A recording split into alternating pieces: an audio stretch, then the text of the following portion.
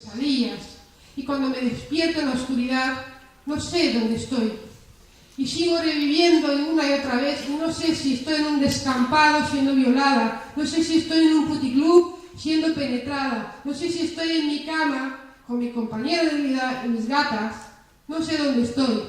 Y si tengo la luz encendida, mi mente se conecta antes a la realidad y dejo de sufrir todos esos ataques que me dan.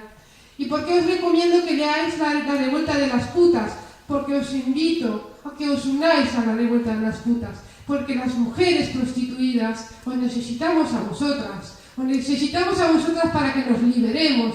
Necesitamos vuestra mano y también la de los hombres que quieran sumarse, por supuesto. En una entrevista me preguntaron cómo me imagino un mundo sin prostitución. Y me entrevistó Julie Binder, que es una gran periodista que escribe en The Guardian y es una gran feminista que yo estaba absolutamente fascinada que esa gran mujer me entrevistase a mí. Y le di una respuesta tan de corazón y me salió tan bien que normalmente suelo leerla, porque no me quiero dejar ni una coma. Porque me gustó tanto cómo imaginé ese mundo sin prostitución que quiero compartirlo con todas vosotras y todos vosotros.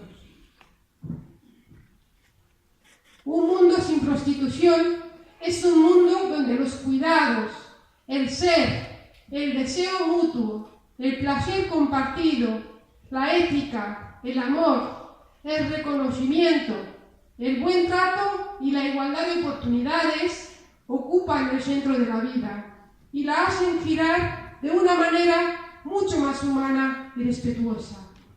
Así es el mundo en el que yo sueño y es ese mundo el que yo quiero dejar en herencia a las mujeres que vendrán.